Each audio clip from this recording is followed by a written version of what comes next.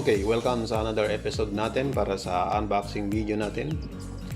At ngayon ay meron tayong, ang i-unbox natin ngayon ay ang Micro Action Cam Firefly 2 mula sa Hawkeye. Itong camera nito ay good, very good siya, perfect siya for FPV. Maganda yung footage niya. Ngayon i-unbox natin siya.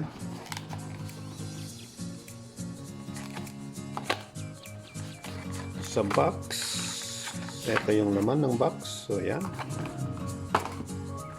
Alright, sa box ito mismo yung camera, nakalagay sa kanyang jelly case. Ang ganda yung quality, okay naman. So mamaya tatanggalin natin siya mula dun sa kanyang jelly case. Ito mismo yung camera, so super liit siya. So sakto siya, usually ginagamit siya, nilalagay, kinakabit sa mga drones para sa footage ng drone. Check natin mamaya yung specs, kung ano yung capability kayang gawin nitong camera ito. Okay. Kasama ng accessories mula dun sa box ay ito. Ito yung kanyang charging cable. Of course, meron siyang RCA connector.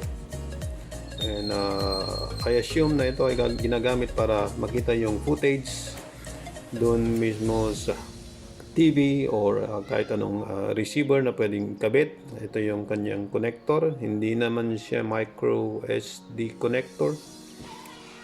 Mas maliit kaysa micro SD connector itong connector ng charger at saka yung kanyang RCA cable para sa video out. Another na kasama ng box ay meron din tayong parang tie. Ito mismo yung ginagamit para ikabit sa mga drone o kaya sa kahit anong mounting na gagamitin. So binigyan tayo ng dalawa. Okay.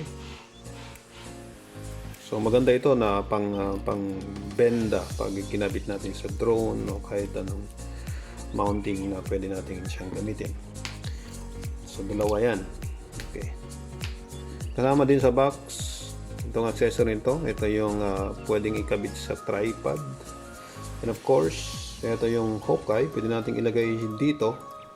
Yan. Pwede mong lagyan ng benda ito. Actually, ito ang gamit nito. Itong band na to. So, kinakabit yan dito. And then, dito.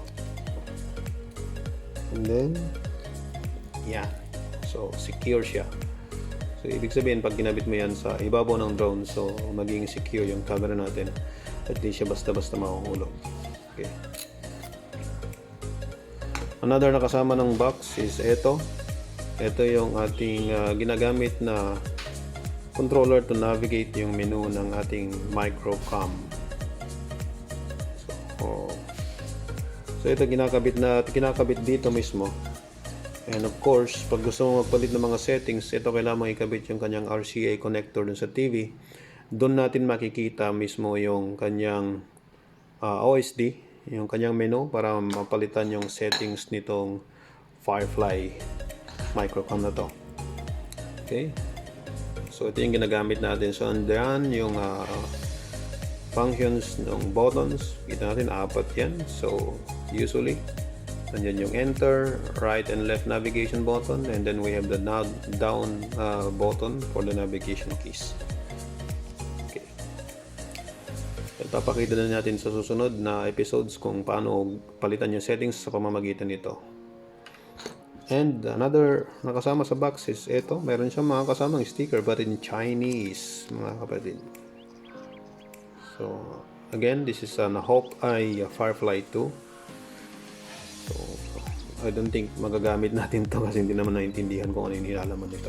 Kasi Chinese naman. And lastly, nakasama dito sa may package is itong kanyang manual. So, dito makikita natin yung specs niya. Yung camera natin ay meron capable siya ng 1080p and 60 frame per seconds. Pwede rin siya ng 2.5K. So, hindi naman not bad. Maganda na yung quality ng 2.5K and 30 FPS. So, yan. Only 31 grams. Water splash resistance. So, splash resistant lang siya. Hindi siya waterproof na because tingnan natin, nasa jelly case lang siya. So, pag nalubog to sa tubig, hindi naangat. O, mismong nalubog yan. So, papasugin siya ng tubig. So, splash resistant lang siya. Okay. And, of course, meron siyang built-in battery for 1 hour na paggamit. And then, mayroon siyang low latency output for the FPV video. An external trigger to capture video and photo. And external battery voltage measurement. So, ito yung mga i-explore natin sa susunod kung paano siya ikabit mismo sa drone para magamit siya as an FPV na kung saan lahat ng information na yan ay makikita mismo doon sa may monitor natin, sa may goggles mismo pag ginamit natin siya as an FPV. So, yan po yung ating unboxing video para sa ating Hawkeye Firefly 2. And susunod, pakita natin yung review para sa image quality ng ating Hawkeye.